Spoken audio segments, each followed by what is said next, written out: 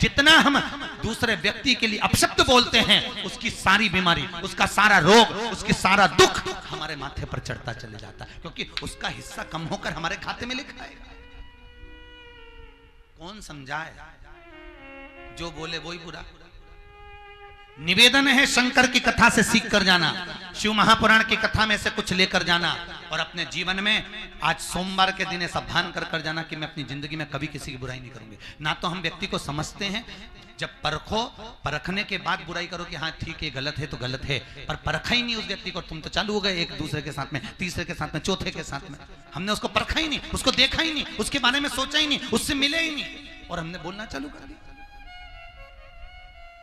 परखो, मिलो, देखो गलत है कि सही है, उसके बाद बुराई करिए तो चलेगा, पर सहजता में किसी का साथ देकर गलत कहना उत्तम नहीं।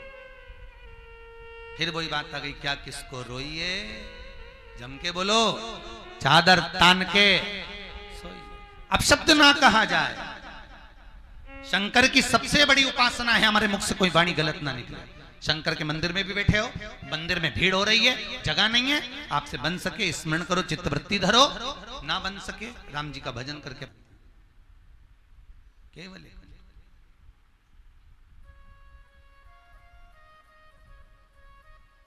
समय आया। एक बहुला नामक की गाय, जिसके बेटे का नाम था मनोरथ। हर हर महादेव। क्या नाम था? जो 5 गाय निकली थी, उसमें 5वें नंबर की गाय है बहुला, और बहुला का बेटा है मनोरथ। बहुला गाय मनोरथ को दूध पिला रही है। कौन पी रहा है दूध? मनोरथ। अब मनोरथ दूध पी रहा है। कभी आप लोगों ने गाय बछड़े को देखा हो तो किसी गौशाला में या कई स्थान पर, तो जब गाय बछड़े को दूध पिलाती है तब बछड़े के मुख पर फेन आ जाता है। क्या आता है? फेन। बाजू में दोनों साइड बछड़े के मुख पर फेन। जब गाय दूध पिला रही है और बछड़े के मुख पर फेन आ गया,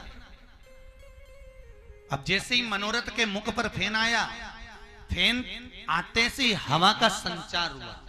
जैसे ही हवा चली, वो फेन उड़ा और उड़कर शंकर पर चले गया, जहां शिव तप कर रहे थे, जहां भगवान भूत बावन भूतेश्वर भगवान शंकर तप कर, उस जगह पर वो फेन चले गए। अब शंकर जी के ऊपर जैसे फेन गया, झूठे फेन को देखकर भगवान शंकर क्रोध में लाल हो गए, और भगवान शंकर क्रोध में लाल होकर उसी समय पर मनोरथ को मारने के लिए शंकर भगवान ने त्रिशूल उठाया, और बहुला गाय के पुत्र मनोरथ को मारने के लिए जैसे त्रिशूल उठाया, इतने में बहुला को लगा मेरे पुत्र का वध शिव कर देंगे। तब माता बहुला उसी समय पर तेज श्वास लेकर शंकर भगवान को निगल गई, पेट किया। बहुला गाय ने बहुत तेज श्वास ली, और श्वास लेकर बहुला गाय भगवान शंकर को निगल गई। शिव जी गाय के उदर में जाकर विराजमान हो। चारों तरफ हाहाकार मच गया, शंकर नहीं, शिव नहीं, शिव नहीं, सब देखने के लिए आतुर हो गए। शंकर कहां गए? भगवान भूत बामन भूतेश्वर को ढूंढा जा रहा है, नहीं मिले। इतने में माता पार्वती ने कहा ये बहुला गाय के उदर में शिव बैठे हैं। बहुला गाय विनती करी, निवेदन कृपा करी।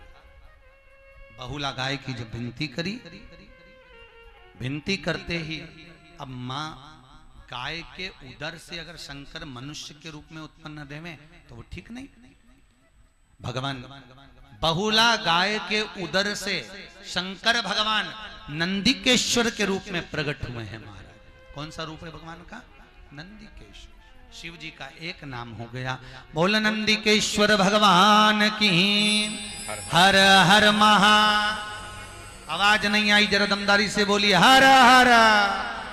ओम नमः शिवाय। नंदिकेश्वर के रूप में शिव, नंदिकेश्वर के रूप में भगवान शंकर का प्रागट्य हुआ। सारे देवताओं ने शंकर जी की स्तुति करी। शंकर भगवान मां बहुला की भी स्तुति स्वीकार करते हैं।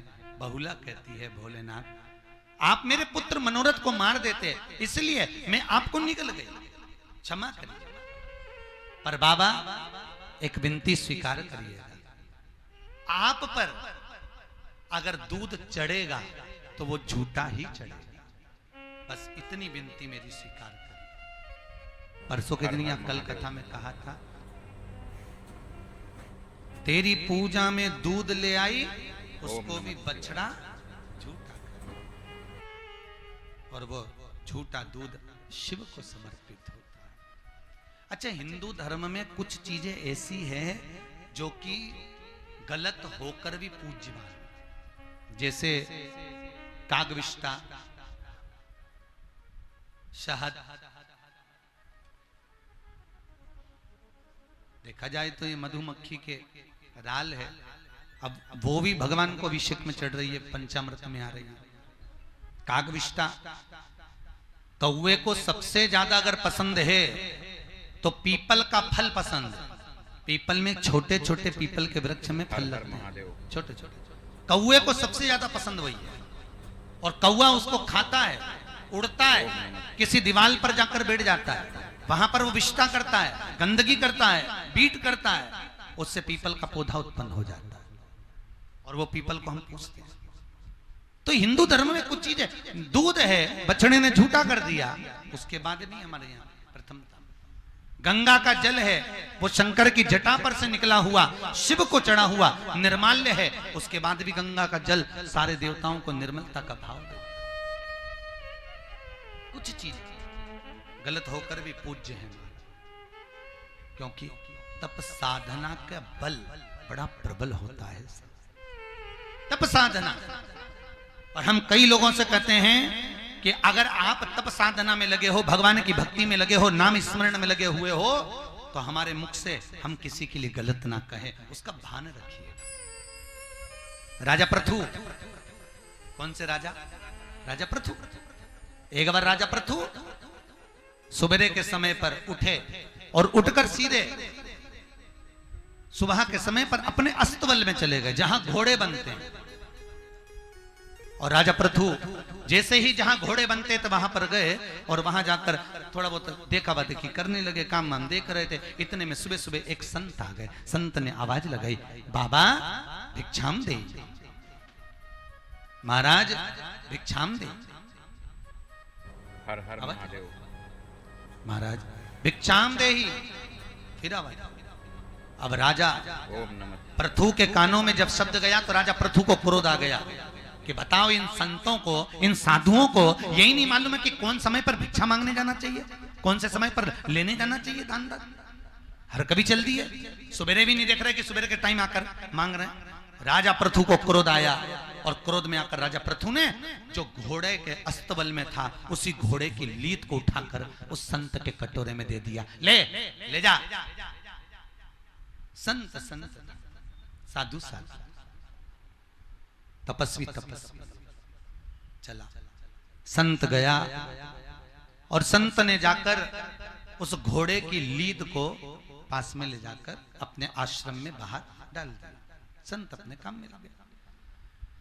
कुछ महीने बीते और 8-10 महीने बीते होंगे, साल भर बीता होगा। आज राजा हिरण को मारने के लिए, मृगा करने के लिए गया। और राजा पृथु जैसे ही मृगा करने गया, जंगल में पहुंचा, वन में पहुंचा, और वन में पहुंचकर रास्ता भटका। भटकते हुए रास्ते में उसने एक संत का झोपड़ा देखा। अब संत के झोपड़े को देखकर राजा पृथु के मन में आया कि संत का झोपड़ा है और झोपड़े के बाहर इतना सारा घोड़े की लीद का ढेर लगा हुआ है। घोड़े की लीद का ढेर। राजा पृथु को लगा इनके यहां तो कोई अस्तबल दिख नहीं रहा, घोड़े दिख नहीं रहे, फिर घोड़े की लीद का ढेर कहां से आ गया इतना सारा। राजा पृथु के मन में संशय भर गया और संशय भरा हुआ राजा पृथु संत के दरवाजे पर अंदर गया। आवाज लगाई, कोई है अंदर? कोई अंदर है? संत निकलकर बाहर आया। आइए, आप कौन हैं? महाराज मुझे प्यास लगी है, पानी पिलाएंगे? जरूर, ले लीजिए, बैठो।